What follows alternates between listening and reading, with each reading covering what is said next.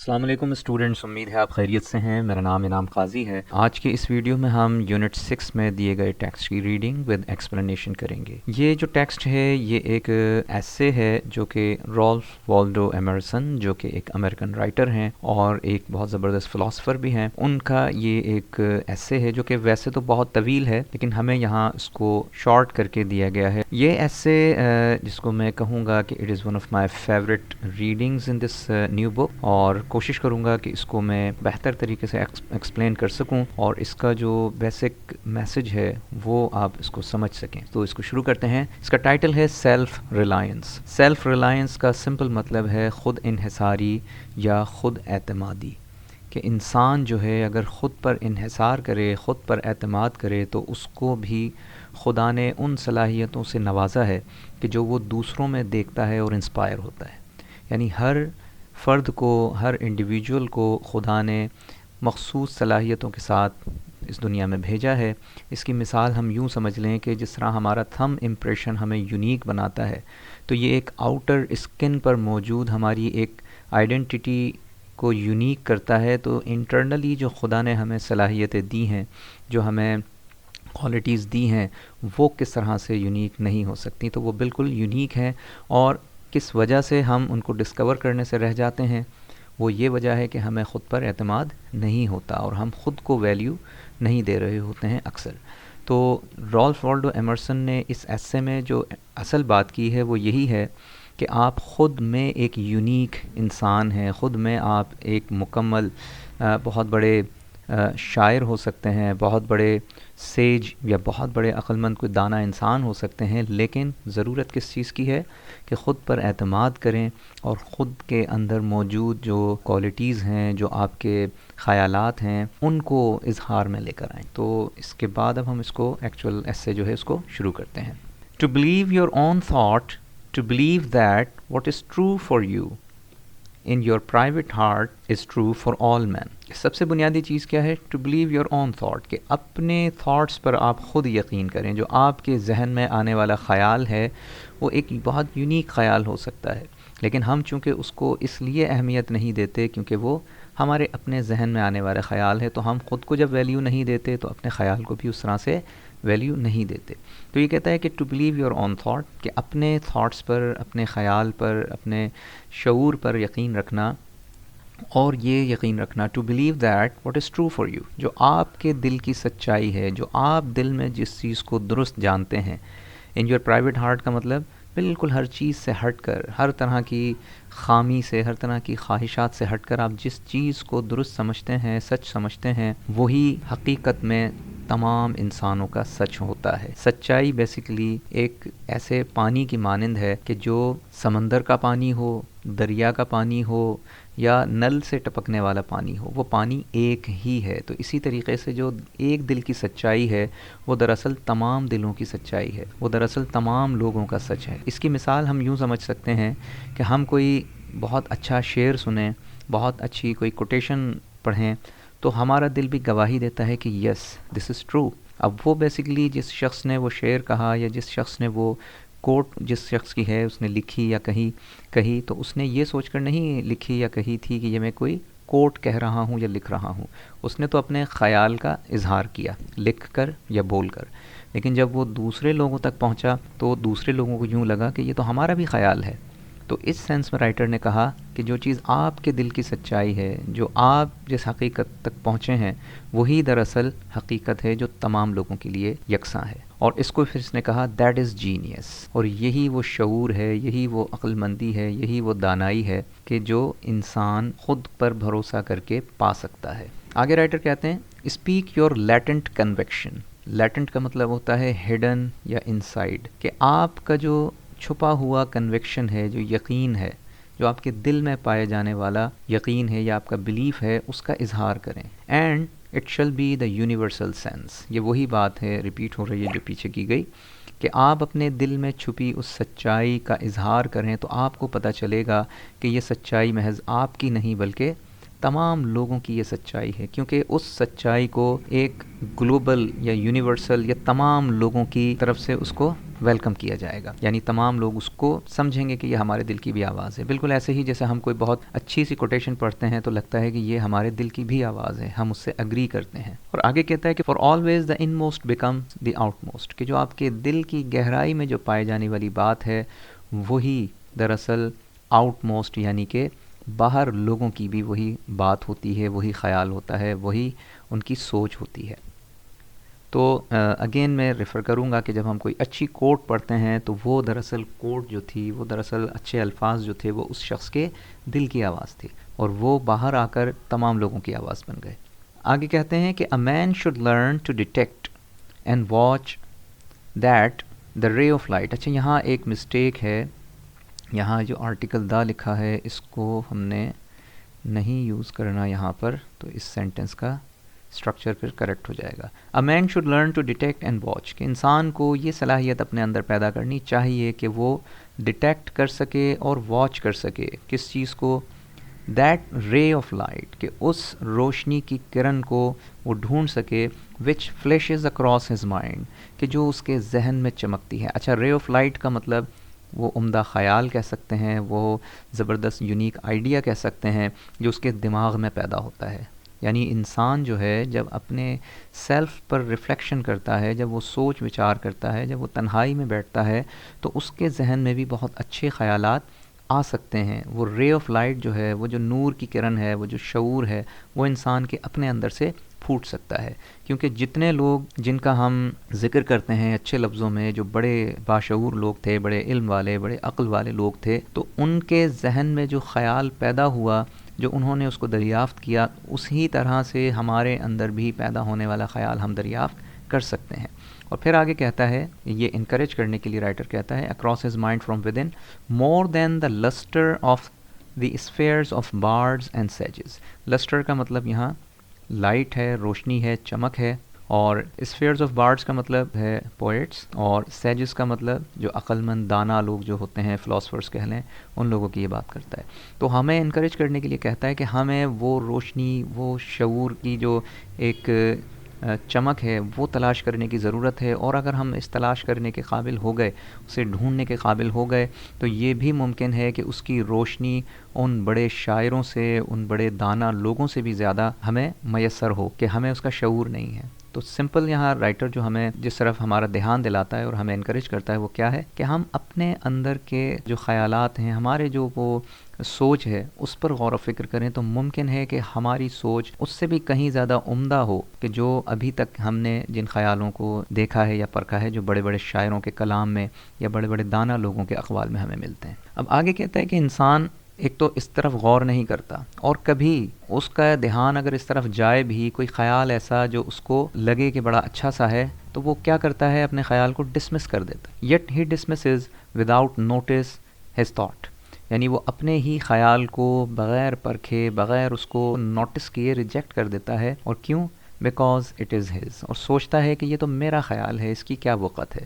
اس کی کیا اہمیت ہے، اور میری خود کی کیا اہمیت ہے۔ تو انسان اپنے آپ کو اس طرح سے ڈی ویلیو کرتا ہے، انڈر اسٹیمیٹ کرتا ہے، اور کوئی خیال جو عمدہ خیال ہو سکتا تھا وہ اس کو ریجیکٹ کر دیتا ہے، یعنی کہ اس کو نوٹس میں نہیں لاتا۔ In every work of genius, کہ جتنے بھی بڑے عظیم لوگوں کے کام ہم دیکھتے ہیں، کام سے مراد یہاں لٹریچر کہہ لیں، ان کے اقوال کہہ لیں، ان کی کتابیں کہہ لیں، اس کے اندر ہم جب ان کو دیکھتے ہیں یا ان کو پڑھتے ہیں تو وی recognise our own rejected thoughts، تو ان میں سے اکثر باتیں وہ ہوتی ہیں جو کبھی ہمارے ذہن میں بھی پیدا ہوئی ہوتی ہیں، یا ہمارے ذہن میں بھی وہ روشنی کی طرح سے چمکی ہوتی ہیں، لیکن ہم چونکہ ان کو اہمیت نہیں دیتے، ان کو ہم ریجیکٹ کر دیتے ہیں، تو وہی خیال جب ہمیں کہیں پڑھنے کو ملتے ہیں تو ہمیں یہ خیال ہوتا ہے کہ اس طرح تو ہم بھی سوچتے ہیں، یا اس طرح تو کبھی ہم نے بھی سوچا تھا۔ تو ہم اپنے ہی خیالات کو اس عظیم قول کے اندر یا اس بڑے لٹریری کام کے اندر پہچانتے ہیں۔ They come back to us with a certain alienated majesty، اور وہ خیالات جن کو ہم نے کبھی ریجیکٹ کر دیا تھا، جن کو کبھی ہم نے اہمیت نہیں دی تھی، وہ ہمارے سامنے ایک عجیب و غریب قسم کی عظمت کے ساتھ آ کھڑے ہوتے ہیں۔ عظمت اس لیے بھی کہ وہ ایک بڑے لوگوں کے کلام میں، بڑے لوگوں کے کام میں ہمیں نظر آتے ہیں، لیکن وہ خیال ہمارے ہی ہوتے ہیں. خیال ہمارا ہی اس لیے رائٹر نے کہا کہ ایسے خیال بہت سے ہمارے ذہن سے گزرتے ہیں لیکن ہم ان کو اہمیت نہیں دیتے. Great work of arts have no more affecting lessons for us than this. اب یہ جو چیز ہے کہ ہمیں عمدہ خیالات جو نظر آتے ہیں کسی بڑے قول کی صورت میں، کسی بڑے رائٹر کی کتاب کی صورت میں، تو ان سے ہمیں یہی سبق ملتا ہے کہ ان لوگوں نے ان خیالات کو اہمیت دی اور لکھا اور اظہار کیا، جبکہ ہم اس کو اہمیت نہیں دیتے ہیں اور ہم اس کو ریجیکٹ کر دیتے ہیں. تو یہ سبق ہمیں وہاں سے ملتا ہے کہ ہم اپنے ان خیالات کا اظہار کرنا سیکھیں. اور اظہار ہم کب کرتے ہیں؟ جب ہم خود پر اعتماد کرتے ہیں کہ جو ہم بات کہہ رہے ہیں وہ کوئی معمولی بات نہیں ہو سکتی. They teach us to abide by our spontaneous impressions. Abide by کا مطلب فالو کرنا ہے یہاں پر،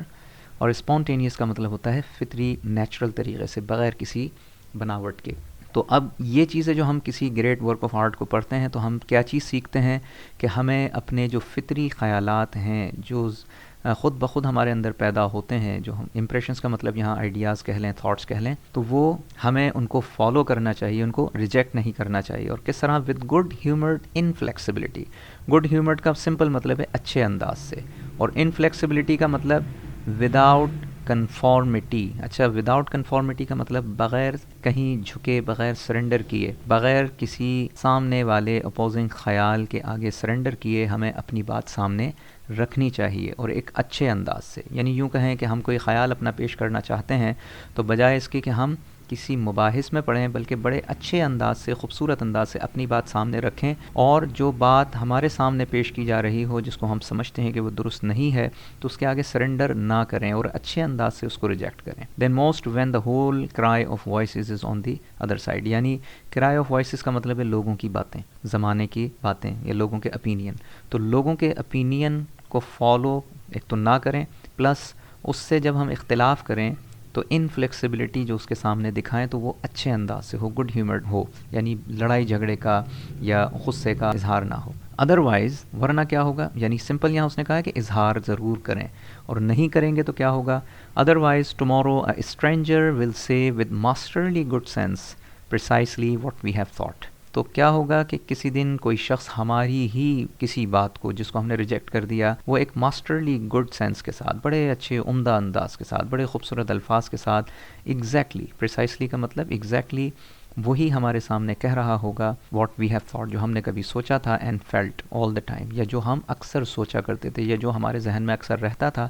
ہم چونکہ اظہار نہیں ہم نے کبھی کیا تو وہی بات، وہی آئیڈیا کسی اور شخص نے، اس کو سمپل یوں کہیں کہ خیال کا پرندہ ہمارے صحن میں آیا، ہم نے اس کو جانے دیا، لیکن کسی شخص نے اسی خیال کے پرندے کو کیپچر کیا اور اس کو اظہار کیا، تو کل کو ہمارا ہی وہ خیال جس کو ہم نے ریجیکٹ کیا کسی اور شخص کے منہ سے جب ہم سنتے ہیں تو ہمیں ایک طرح کی شرمندگی اور ملامت بھی ہوتی ہے. آگے رائٹر اسی بات کو کہتا ہے کہ all the time and we shall be forced to take with shame, کہ ہمیں مجبوراً بڑی شرمندگی کے ساتھ وہ خیال دوسرے کی زبان سے سننا پڑتا ہے، our own opinion from another، کہ ہمارا اپنا خیال، ہمارا اپنی سوچ جو ہے دوسرے کی زبان سے ہمیں مجبوراً سن کر ماننا پڑتا ہے اس کو. آگے کہتے ہیں there is a time in every man's education when he arrives at the conviction. Education کا مطلب ہے یہاں لرننگ بھی ہے اور ایکسپیرینس بھی ہے، کہ انسان اپنی زندگی میں تجربات سے ایک ایسے پوائنٹ پر پہنچتا ہے، ایک ایسے مقام پر پہنچتا ہے یا ایک ایسے یقین تک پہنچتا ہے.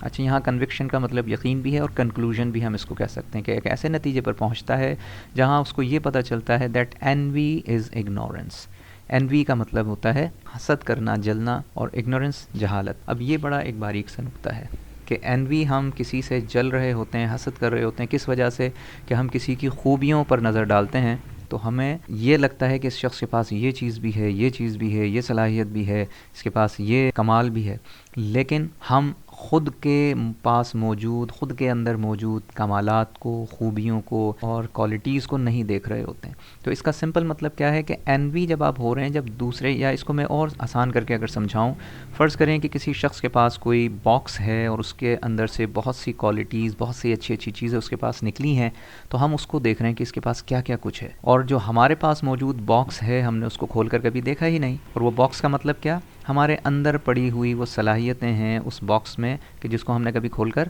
دیکھا ہی نہیں. تو ہم اس سے اگنورنٹ ہیں، ہم اس سے بے خبر ہیں. تو بیسیکلی envy جو ہے اس طرف اشارہ کرتی ہے کہ ہمارے اندر جو موجود کوالٹیز ہیں ہم اس سے بے خبر ہیں، اسی لیے تو دوسرے کی کوالٹیز پر ہماری نظر جا رہی ہے۔ تو یہ پوائنٹ ہے جو رائٹر یہاں سمجھانا چاہ رہا ہے کہ envy از ignorance، اس سینس میں کہ ہم دوسروں کی کوالٹیز پر تو نظر رکھ رہے ہیں اور سوچ رہے ہیں کہ ہمارے پاس بھی کاش ایسا ہو، لیکن ہم اس چیز سے بے خبر ہیں کہ ہمارے پاس ممکن ہے اس سے کئی زیادہ بہتر چیزیں ہمارے پاس موجود ہوں، کیونکہ جیسے میں نے شروع میں بتایا کہ خدا نے ہر شخص کو یونیک قسم کی کوالٹیز دے کر پیدا کیا ہے، اور میں نے پھر مثال دی تھی کہ جس طرح ہمارے فنگر پرنٹس ہوتے ہیں وہ یونیک ہے ہماری آئیڈینٹی، تو جو ایک آؤٹر اسکن پر موجود ایک چیز اتنی یونیک ہے تو انٹرنلی خدا نے ہمیں کیا کیا یونیک کوالٹیز سے نوازا ہوگا۔ تو اس سینس میں رائٹر نے کہا کہ جب ہم اپنی کوالٹیز سے ہی بے خبر ہیں تو لہٰذا اس سینس میں ہماری یہ جہالت کی علامت ہے۔ اگلا پوائنٹ اس میں کہتے ہیں کہ that imitation is suicide, imitation کہتے ہیں نقل کرنا کسی کو، اور اس کو انہوں نے کہا یہ خودکشی ہے۔ اگین یہ وہی پوائنٹ ہے کہ جو ہمارے اندر کا جو ٹیلنٹ ہے، ہمارے اندر کی جو خوبیاں ہیں، ہمارے اپنے جو خوبصورت خیالات ہو سکتے ہیں، ہم ان کو اگنور کر کے دوسروں کو کاپی کرنے کی کوشش کرتے ہیں، دوسروں کے سیکنڈ ورژن بننے کی کوشش کرتے ہیں۔ تو اس کا مطلب کیا ہوا کہ ہمارا جو اپنا ٹیلنٹ ہے اس کو ہم گلا گھونٹ رہے ہیں اپنے ہاتھ سے، اس کو مار رہے ہیں۔ تو اس طرح سے اس نے کہا کہ امیٹیشن ایک سوئسائڈ ہے۔ اور آگے کہتے ہیں کہ that he must take himself for better for worse as his portion, کہ انسان جو بھی ہے چاہے وہ اچھا ہے یا برا ہے، اس کے حالات اچھے ہیں یا برے ہیں، اس کو جو قدرت نے جو اس کا حصہ لکھا ہے اس کے لیے، جو حصہ اس کو دیا ہے، that though the wide universe is full of good, nothing of substance can come to him but through his toil، کہ کچھ بھی ہو اس کائنات کے اندر، اچھائیاں بھی ہوں برائیاں بھی ہوں یا کچھ بھی ہو، چاہے یہ دنیا پوری کی پوری اچھائی سے بھری ہو، اس کے پاس کچھ بھی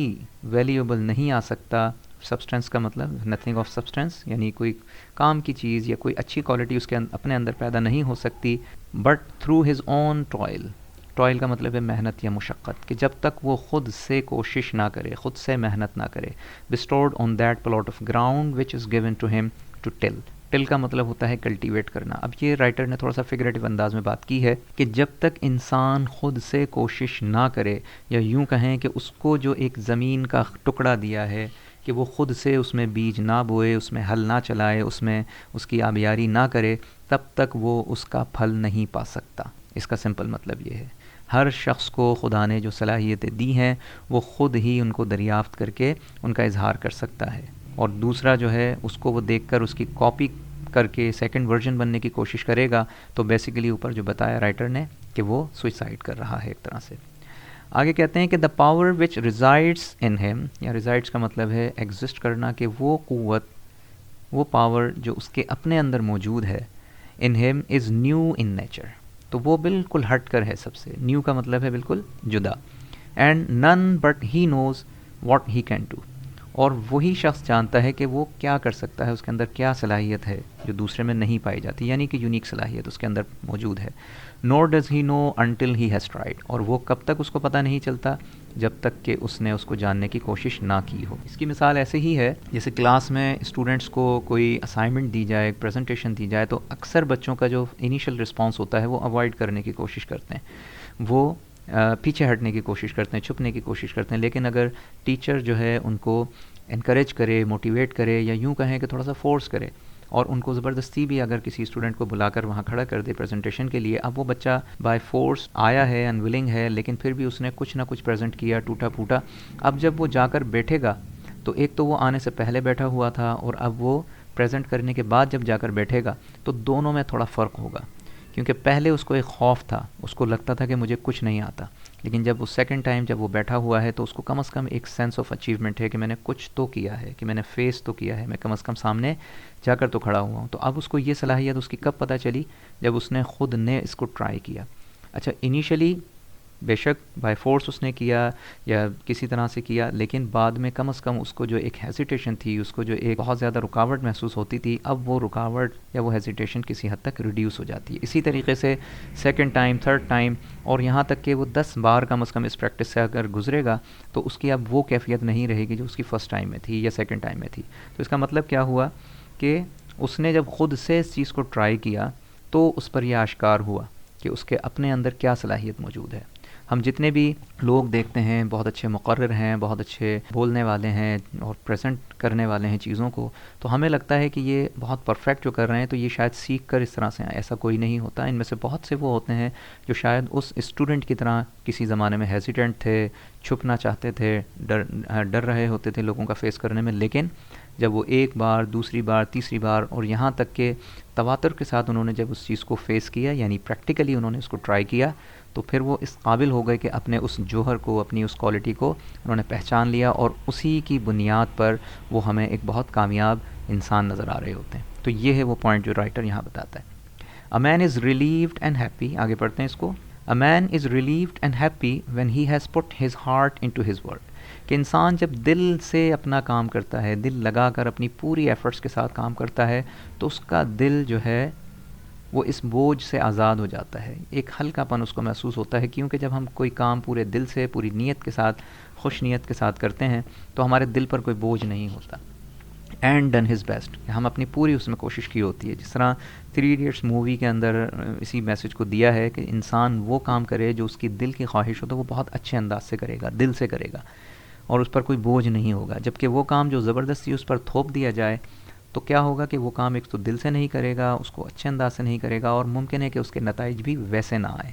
تو یہاں پر بھی کچھ اسی طرح کا ہے. اور آگے کہتا ہے کہ but what he has said اور ڈن ادروائز، کہ وہ چیز جو اس نے دل سے نہ کی ہو. ادروائز کا مطلب دوسری صورت تو یہی ہے کہ جو چیز اس پر زبردستی اس کو کرنی پڑے بغیر ولنگنس کے، تو وہاں پر کیا ہوگا؟ شل گیو ہیم نو پیس. تو ایسا شخص پھر بے چین رہے گا، مضطرب رہے گا، پریشان رہے گا. جیسے اگین 3 ایڈیٹس کے اندر جو ایک کیریکٹر ہے، اس کے فادر اس کو انجینئر بنانا چاہتے ہیں، لیکن اس کی خواہش ہوتی ہے فوٹوگرافر بننے کی. تو اسی لیے کہتا ہے کہ اگر میں انجینئر بن بھی گیا تو بہت خراب انجینئر بنوں گا. تو یہاں پر وہی بات ہے جو رائٹر نے اپنے انداز سے بتائی ہے.